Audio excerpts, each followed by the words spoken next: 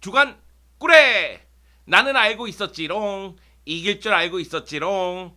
바르셀로나가 디나모 키예프 원정에서 안수파티의 결승골을 앞세워서 1대 0으로 승리를 거뒀습니다. 그러면서 UEFA 챔피언스리그 2조에서 2위로 올라왔습니다. 이제는 우리의 운명은 우리의 손안에 있다. 이렇게 설명할 수가 있겠죠. 물론 이 경기 보시면서 답답함을 느끼시는 분들도 분명히 있었을 거예요.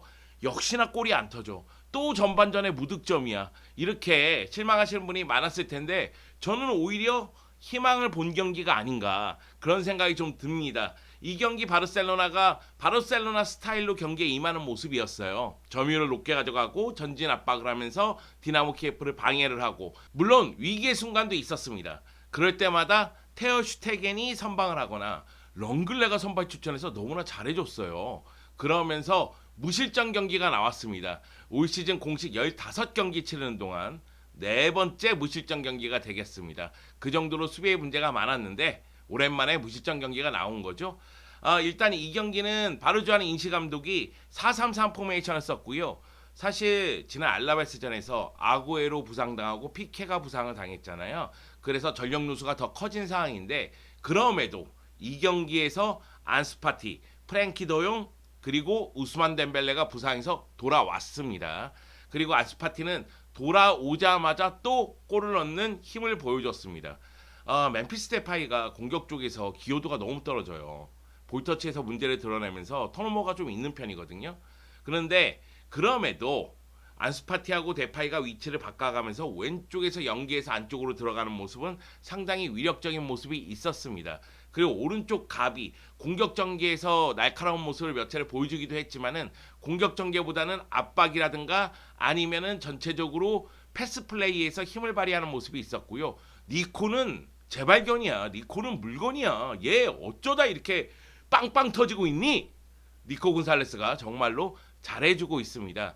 프랭키 도용은 돌아왔기 때문에 프랭키 도용은 기복이 없는 플레이를 해주고요. 니코가 많이 뛰면서 전방부터 압박하는 횟수가 굉장히 많아요. 이러면 부스케츠가 플레이하기 굉장히 편해집니다. 그래서 부스케츠도 이 경기에서 나름대로 잘하는 모습을 보여줬습니다. 물론 수비 라인에서 렁글레, 에릭 가르시아가 선발로 나왔는데 경고를 받은 점 좀 더 조심할 필요성이 있어 보이고요. 그리고 민계사는 수비 쪽에서도 문제고 크로스에 의한 공격밖에 없다는 점이 좀 아쉽긴 하지만 그래도 민계사의 크로스에 의해서 안스파티의 골이 나왔으니까요. 이 부분도 칭찬해야 되지 않을까 싶습니다. 저는 이 경기 보시면서 야 바르셀로나가 무슨 디나모 키예프에게 1대 0으로 승리를 거두고 좋아하는 거야? 이런 얘기 하시는 분들도 있는데 우리의 현실이 그렇습니다. 매우 매우 그렇습니다. 1대 0 승리라도 기뻐할 수밖에 없죠. 이 경기는 제가 세르지 바르조안 감독의 전술 자체가 나쁘지 않았다고 평가하고 싶은 경기예요. 왜 그러냐면은 수비 쪽에서 일단은 왼쪽에 알바가 올라갔을 때 렁글레로 하여금 왼쪽 공간까지 커버하게 되고 그러다 보니까 민계사가 공격 가담보다는 오른쪽으로 빠지면서 마치 3백 형태로 수비를 하는 모습도 있었고 또 민계사하고 알바가 올라갔을 때 부스케츠가 밑으로 내려오면서 부스케츠부터 1차 빌드업하는 모습도 있었습니다. 여기에 미드필더 라인에 도용과 니코 가비가 있으니까 패스가 돌아가는 모습이 있겠죠. 그러나 여전히 세부 전술은 부족하다. 측면 쪽에서 크로스가 너무 많다. 이 얘기는 드려야 할 것 같습니다. 그런데 후반전에 우스만 덴벨레가 들어오니까 공격의 템포, 스피드가 또 달라지는 모습이 있었거든요. 이거는 잠시 후에 얘기하도록 하겠습니다. 일단은 이 경기에서 승리했다는 것이 중요한 거 아니겠어요?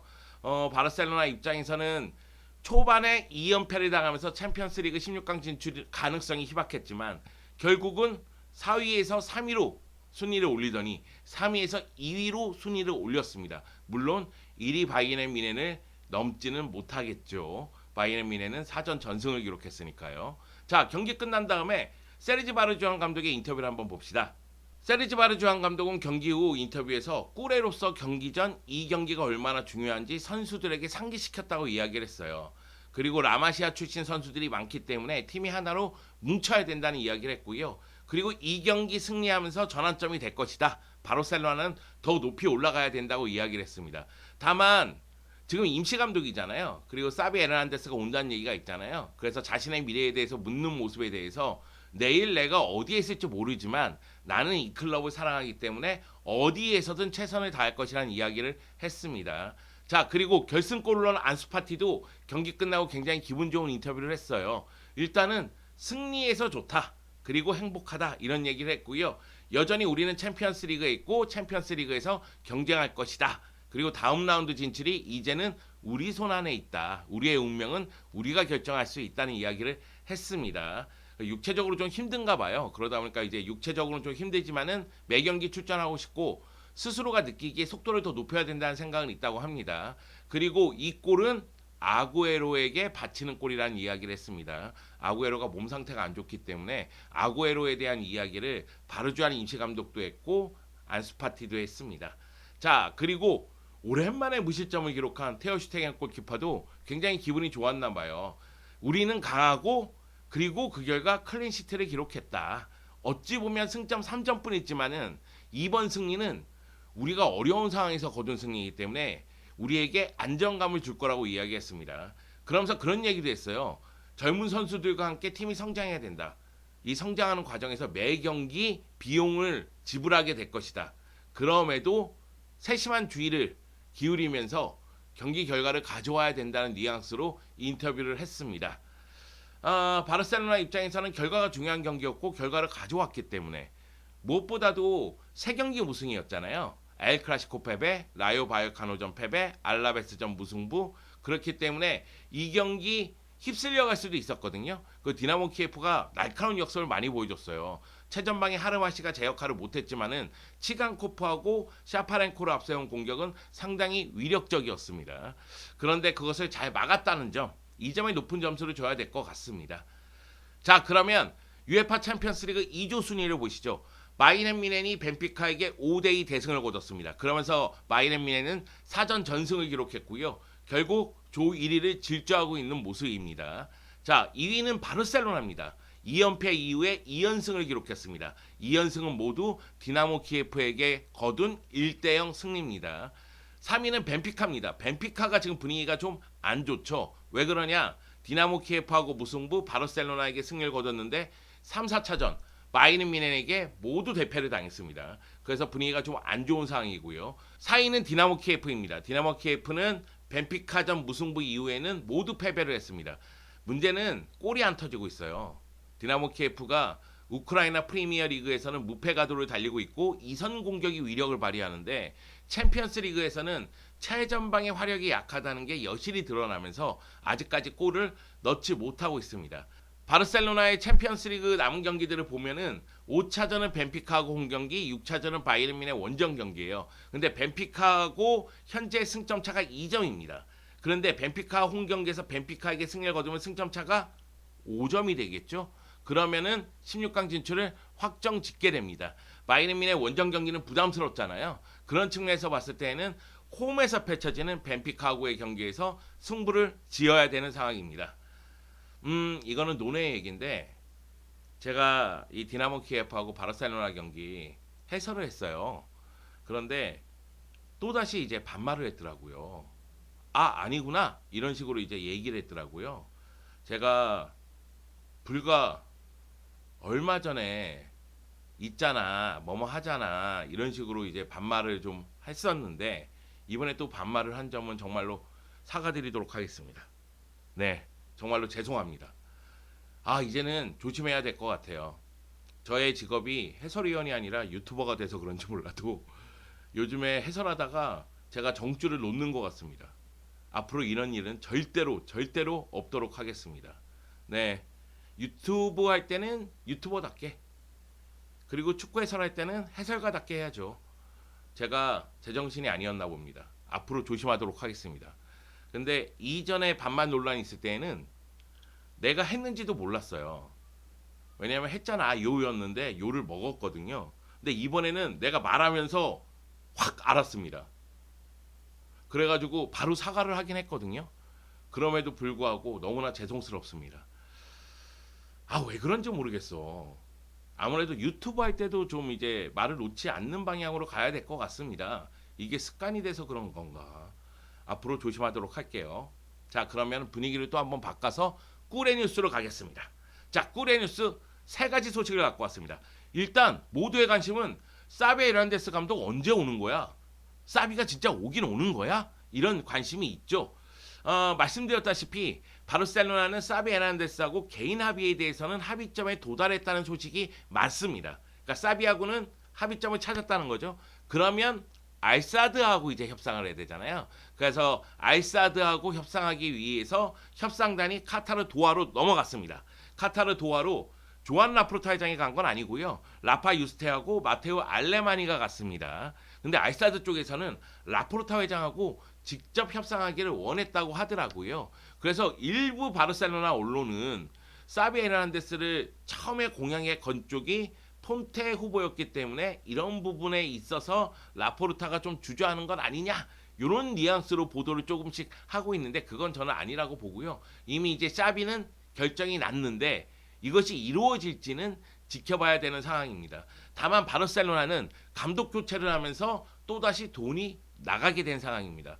쿠만의 위약금이 1200만 유로라고 하더라고요. 바르셀로나 입장에서는 재정이 어려우니까 쿠만에게 이 위약금을 좀 줄여달라 이런 요구를 했다고 하는데 쿠만은 10원까지도 받겠다고 이야기를 했다고 합니다. 마음고생을 많이 해가지고 금전적인 보상이라도 받아야 되겠다 이렇게 생각하는 것 같습니다. 근데 바르셀로나 입장에서는 이게 마치 뭐라고 할까요? 망신 대망신 이런 식으로 이제 보도가 나오는데 이거 망신 아닙니다. 현재 상황 봤을 때는 어쩔 수 없는 대처예요. 우리가 그렇게 거지 산 것입니다. 네, 여하튼 위약금도 나가게 됐고 또 알사드에서 샵이 데리고 올 때도 위약금을 또 지불해야 되니까 여러모로 돈이 나가게 됐고요. 이러다 보니까 여름 이적 시장에 이어서 겨울 이적 시장에서도 좀 위축된 움직임을 보여주는 건 아니야? 겨울 이적 시장에서 돈을 좀 쓴다고 하더니 돈을 안 쓰는 거 아니야? 이런 이야기가 나오기 시작했습니다. 좀 지켜봐야죠. 자, 두 번째 소식입니다. 우스만 덴벨레가 돌아왔다. 컴백! 네, 덴벨레를 제가 좋아하진 않습니다. 네, 덴벨레의 개인 플레이는 굉장히 위력적이긴 하지만은 가끔씩 보면은 덴벨레는 개인 플레이를 하면서 따로 노는 듯한 느낌도 들고 템포를 끊는 느낌도 듭니다. 그래서 덴벨레의 플레이를 좋아하지 않지만 지금의 바르셀로나에게는 덴벨레는 반드시 필요하다. 바르셀로나의 오른쪽 측면 공격이 약하다는 건 더 이상 비밀이 아니잖아요. 네미르, 네스트, 가비, 세르지 로베르토, 오른쪽에서 정말 다양한 선수들이 뛰었지만 만족할 만한 활약을 못했잖아요. 근데 우스만 덴벨레는 솔로 플레이에 의해서 공격을 전개할 수가 있고 역습 상황에서 스피드와 템포를 올려줄 수가 있습니다. 디나모 키예프전에서 65분의 교체 출전해서 30분 뛰었는데 입증을 했거든요. 그래서 우스만 덴벨레가 좋은 활약을 펼쳤으면 좋겠다, 이런 기대감이 높아졌습니다. 우스만 덴벨레는 일단 부상은 없어야 되고요. 그리고 재계약을 해야죠. 우스만 덴벨레의 계약 기간은 다가오는 6월까지입니다. 지금 재계약 협상을 하는 것으로 알려졌고 바르셀로나는 크리스마스 이전에는 협상을 마무리한다는 생각입니다. 근데 이것이 잘 이루어질지는 저도 모르겠어요. 이거는 글쎄요, 아는 사람이 없을 것 같네요. 일단은 협상을 하고 있다, 이 정도에서 이제 마무리를 해야 될 것 같습니다. 덴벨레가 유로 2020에서 부상을 당했죠. 그때 프랑스하고 헝가리전에서 오른쪽 무릎 부상을 당한 다음에 이 경기가 올 시즌 첫 경기였거든요. 그런데 이 정도의 가능성을 보여준 거는 저는 긍정적인 소식이다, 이런 생각이 듭니다. 그래서 기대가 좀 높아졌습니다. 사실 데파이하고 안수파티가 왼쪽에서 뛸 때에는 연계해서 들어가는 경우나 둘 다 중앙 쪽으로 움직여서 들어가는 경우가 많아요. 그러면 오른쪽에서는 사실은 솔로 플레이를 많이 해야 돼요.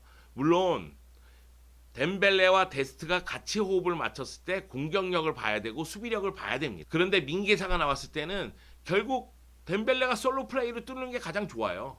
그리고 덴벨레가 솔로 플레이에서 득점 기회를 반대편으로 넘겨줄 때 안수파티가 골을 넣을 가능성이 더 높아집니다.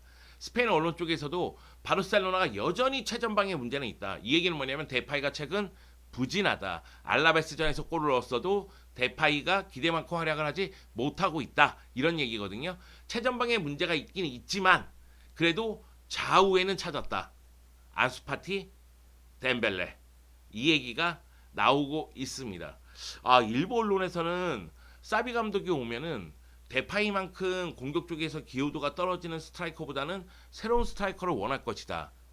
이제 아구에로 얘기를 하겠지만 아구에로가 부상에서 돌아온다면 아구에로를 쓰지 않을까 이런 이야기가 있고, 또 수비 쪽에서는 피케가 스피드는 이제 많이 떨어졌잖아요. 근데 사비 감독은 전체적으로 스피드를 올리는 쪽에 초점을 맞추고 있고, 수비수들도 스피드가 뛰어난 수비수들을 선호한다고 해요. 그래가지고 아마도 아라우오하고 에릭 가시아를 쓰지 않을까 이런 얘기가 나오고는 있는데, 이런 부분에 대해서는 지켜봐야죠. 지금은 그냥 예측일 뿐입니다. 자, 마지막 소식입니다. 마지막 소식은 아구에로의 부상입니다. 네, 아구에로가 알라베스전에서 전반 38분에 가슴 통증을 호소하면서 교체 아웃됐잖아요. 근데 아구에로가 곧바로 구급차를 타고 병원에 갔고, 병원에서 정밀 진단을 받았는데 부정맥 진단이 나왔습니다. 부정맥 하면은 맥박수가 너무 빨라지면서 심장 박동을 느끼고 가슴 두근거림을 느끼면서 통증을 느끼는 병이거든요. 그래서 아구에로는 한 3개월 정도는 상황을 지켜봐야 된다. 그래서 출전이 불가능한 것으로 알려졌습니다. 아구에로가 12세 때도 부정맥을 앓았다고 하더라고요. 여하튼 세계 각지에서 아구에로에게 격려의 이야기를 하고 있습니다. 뭐 바르셀로나 선수들은 당연히 그런 자세를 취하고 있고요. 펩 가르디올라 감독부터 해서 여러 축구 관계자들이 아구에로 힘내라는 메시지를 보내고 있고, 아구에로도 개인 SNS를 통해서 회복할 수 있다는 자신감을 표했습니다. 아구에로 선수가 물론 부상에 의해서 올 시즌 바르셀로나에 많은 기여를 하지 못했지만 엘 클라시코에서 한 골 넣었잖아요. 아구에로가 일단 이 부상에서 돌아와서 건강한 모습으로 뛰는 모습을 보고 싶습니다. 자, 이번 주 주간꿀에는 이것으로 마칠 생각입니다. 다가오는 주말 셀타비고와 대결을 펼칩니다. 셀타비고 전 끝나고 주간꿀에는 또 돌아옵니다.